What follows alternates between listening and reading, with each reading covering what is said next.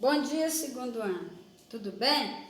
Na aula de hoje, segundo ano, nós vamos aprender sobre os agrupamentos sociais, os agregados que existem na sociedade, os tipos de agregados e também o que mantém os agrupamentos sociais e os agregados. Primeiramente, agrupamentos sociais. O que caracteriza um tipo de agrupamento social? Quais os mecanismos que sustentam o grupo social? A própria natureza humana exige que as pessoas se agrupem. A vida em sociedade é uma condição necessária para a sobrevivência da nossa espécie. Ou seja, viver em agrupamentos sociais ou em grupos sociais, conforme você observa na imagem aqui, depende do quê? Da nossa própria sobrevivência. Desde que nós nascemos, nós sentimos a necessidade de viver em grupos. E eu peguei aqui algumas imagens, do Google, para você, e vou tentar explicar esse assunto de uma forma que você entenda, Eu vou usar como roteiro o sociólogo Pércio Santos, no seu livro, certo? Agora, por exemplo, a imagem aqui vem mostrando que a nossa sociedade, já que nós nascemos com a necessidade de conviver em grupo, quais são os tipos de grupos que existem na sociedade? Eu coloquei aqui representando 6 grupos. O primeiro grupo seria a família, A família é um tipo de grupo social, certo? Então, a própria família, vamos dizer aqui que isso aqui seria o grupo familiar. O segundo grupo seria o religioso, O grupo religioso que você faz parte. Aqui seria o grupo escolar, Aqui seria o seu grupo, no caso, os vizinhos seus, o grupo vicinal. E aqui seria o quê? O grupo, como chama? O grupo de lazer. E aqui vem representando os políticos que existem na nossa sociedade. Então, aonde você for, em qualquer parte do mundo, você vai observar os grupos. Agora, para você fazer parte de um determinado grupo, o que é necessário? A interação, a capacidade de você de interagir com os grupos. Tem gente que tem essa facilidade tão grande, eu mesmo já não tenho, Essa facilidade de interagir com os grupos, de conversar. Eu conheço alunos, ou pessoas que conversam com todos os grupos. Eu costumo falar o verdadeiro, o camaleão, Ele se dá bem em todos os grupos. Tem uma facilidade enorme de se dar bem, certo? Só que diz assim, nos grupos sociais há normas, hábitos e costumes próprios, divisão de funções e posições sociais definidas, certo? Então, em cada grupo que você, até na escola, a gente passa lá um trabalho e fala assim, organiza os grupos. Rapidão você descobre que um se torna o chefe, Ele se torna o chefe e ai do grupo que não tiver um chefe lá, com a ideia definida do que vai fazer, porque não rende nada. Certo? Agora, quais são as principais características do grupo? O que mantém esses grupos aqui? Primeiro, pluralidade de indivíduos, igual você está observando aqui, Cada grupo, lógico que a palavra grupo se refere à formação de 2 ou 3 ou mais pessoas, Igual aqui, está referindo bem certinho a imagem que vocês observam aqui. Outra, a interação social, isso aqui, a capacidade de você interagir uns com os outros. Se você não tiver essa capacidade de interagir uns com os outros, aí você é tido como o esquisito, diferente. Aí você passa a ser objeto de crítica, A outra, como você observa aqui, a organização que passa a existir entre os grupos, dentro dos próprios grupos. E a outra que ele mostra aqui é a objetividade. Todos os membros do grupo sabem que eles têm um papel dentro do grupo, caso o grupo permaneça organizado do jeito que está. E o outro é o objetivo comum, Eles, por exemplo, sabem quais são as normas, quais são os valores, o que cada um precisa fazer. E lá mais embaixo é a continuidade, por exemplo, a consciência grupal. tá? Se você faz parte aqui na sociedade e tem essa consciência de fazer parte, você vai dizer minha família, né? Você não vai falar, você vai falar a nossa família, ou a nossa escola, né? A nossa igreja, o nosso grupo, o nosso clube, né? Você vai simplesmente, essa é a consciência grupal, você vai vestir a camisa, como diz o outro do grupo que você faz parte, certo? Agora tem um senso aqui que é a continuidade do grupo. Às vezes, o que ocorre? Um membro desse grupo aqui discorda e ele sai. Ele vai lá tentar achar até que ele entre para outro grupo. Não vai pensar que por você ter saído desse grupo e veio para esse aqui, que o grupo vai acabar. Não, o grupo não vai deixar de existir simplesmente porque você saiu dele, certo? Agora observa aqui o primeiro grupo que nós fazemos parte, que é o grupo familiar, certo? Agora nós vamos observar as relações dentro do grupo. Como que você vai se relacionar dentro do grupo? Qual a postura que você vai dentro do grupo? Na família, com os seus vizinhos, né? Ou às vezes lá no seu grupo religioso, mas principalmente com a família, com seus vizinhos, com seus amigos, com sua namorada, né? Com a família do seu namorado, você vai ter um relacionamento, é o grupo primário, o relacionamento primário. O que envolve esse relacionamento primário? Porque esse aqui é o primário, o primeiro grupo que você faz parte. Então, a relação sua, nesse grupo aqui, a relação nossa nesse grupo, é uma relação de afetividade, uma relação de aconchego. Lógico que a gente observa que muitas pessoas fogem disso aqui, né? Então, é a relação de confiança, de troca, tá? Relação de amizade, relação de reciprocidade, tá? Agora vem o segundo grupo que vocês vão observar aqui. Na realidade, não é esse aqui não, é outro grupo aqui, peraí. Vou colocar assim que fica melhor. Aqui, ó. Esse outro grupo aqui é o chamado grupo secundário.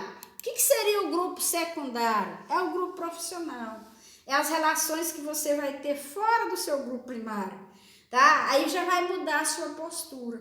Isso aqui a gente observa, eu observo até com meus alunos, tá? Por exemplo, às vezes a gente chega no local de trabalho, encontra com eles, aí ele é totalmente diferente lá. Até eu dá brinca assim, ô camaleãozinho, eu penso comigo.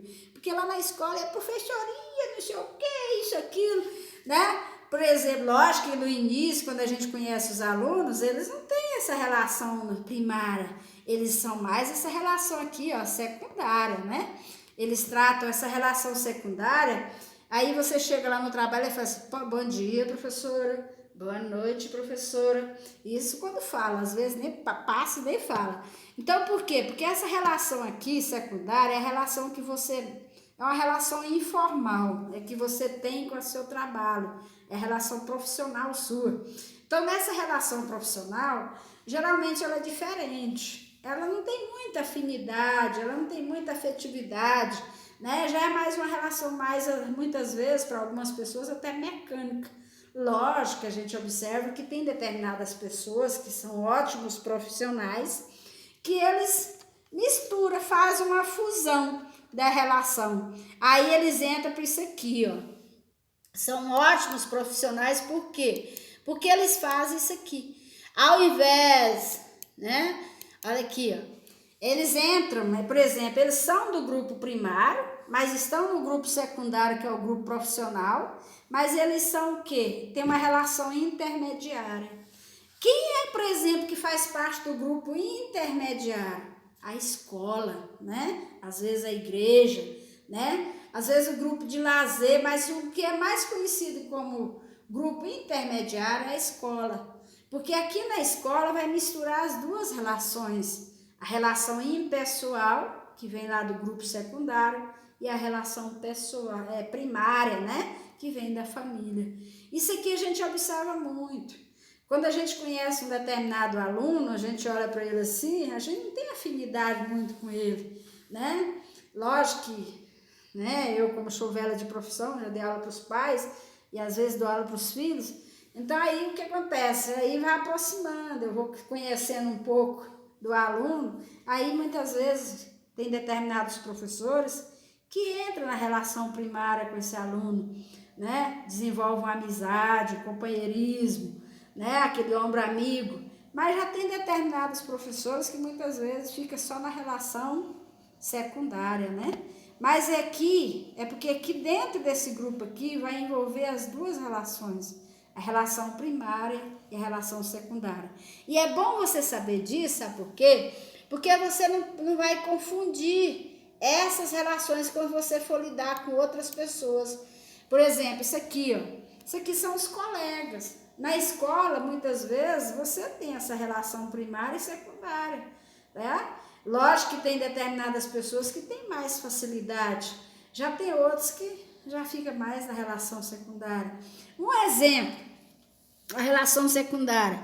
Você vai pegar o ônibus, né? De manhã, pela manhã, vai lá para o seu trabalho.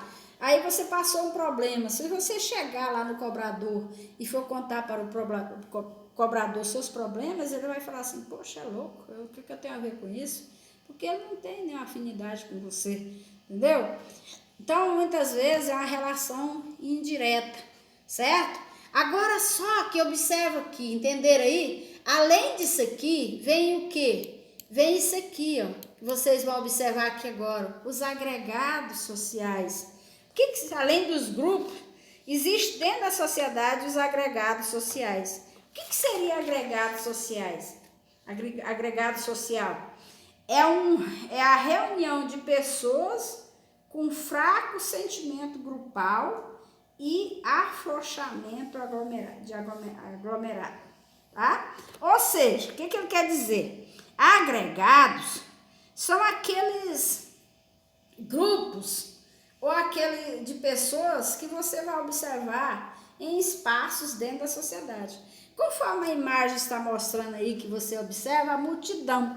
O que seria a multidão? São grupos formados na rua, tá? Não tem liderança. Lógico que hoje a gente está observando aí a questão dos movimentos sociais, né? Que vocês estão acompanhando na mídia, os protestos, eles têm uma liderança, né? Convoca o povo. Mas aí você, o que acontece? Você absorve aquele chamado, vai para a rua e você não tem nenhuma proximidade física com aquele que você está lá na rua com ele. A não ser que você leve uma pessoa. Você responde um estímulo que foi dado e você vai, mas muitas vezes o que leva você aí? A curiosidade, né? Porque uma das maiores características da multidão é a curiosidade dos observadores. Só que, por exemplo, qual a característica principal? Falta de organização. Anonimato. As pessoas que fazem parte são anônimas, praticamente não se conhecem. Mas eles têm um objetivo comum, né? Como no caso dos protestos, eles estão lá com um objetivo comum, uns é defender a democracia, outros é defender lá as ideias do nosso líder, né? Agora, só que tem uma coisa aí, a indiferença, né? Porque na realidade eles não se conhecem, então eles são indiferentes um do outro. A única coisa que eles têm em comum é a proximidade física, certo? Então, quando fala multidão, você observa os curiosos. Teve um acidente, juntou ali aquele tanto de gente para saber por que aconteceu, tá? Tem um incêndio um edifício pegando fogo. As pessoas vão lá para saber o que ocorre. Então, isso aí nós chamamos de multidão. Não se pode contar, tá? Tá certo? Agora, outro que vocês vão observar aqui, né? Outro tipo de agregado que vocês vão observar aqui, a massa, né? Até fala assim, informações de massa. A massa, é facinho você entender a massa. Por quê? Porque é um número de pessoas que estão separadas e desconhecidas. Mas, no entanto, essas pessoas assistem o mesmo programa de TV e veem o mesmo anúncio num cartaz e passam a ler o mesmo jornal diário, tá? Então, quando fala só que a massa é o mais fácil. Todas as vezes que você observar, porque aqui, o que acontece? É aqueles que assimilam a informação de forma passiva, não pode questionar. A única coisa que você pode acontecer aqui, se você não gostar do programa de TV que está sendo passado, exibido, ou a novela, você muda o canal ou sai da sala. Você não tem como questionar com aquele que está exibindo, né, o programa. Veja aqui o outro exemplo de massa. Observa aqui, ó. Esse aqui é outro exemplo, ó, de massa, né? É um outdoor que promove a informação e várias pessoas veem essa mesma informação em espaços, né? Que mostra, está ali e os espectadores estão vendo. Aí chama isso aí de quê? Massa, né? Tá? Então é facinho. O outro que vocês vão observar aqui é o público, né? Esse aqui, o público, vocês sabem o que significa, né? Olha aqui, ó. As pessoas assistindo um evento, geralmente fechado, né? Aí, no caso aí, ó, por exemplo, aqui um show. Você assistindo um show, você assistindo uma partida de futebol, tá? Então, aí chama o quê? Uma peça de teatro, né? Aí nós chamamos de público, certo? É o público. Além do público, existe a plateia. A plateia, geralmente, você sabe que são aquelas que assistem um programa de televisão. Por exemplo, ao vivo,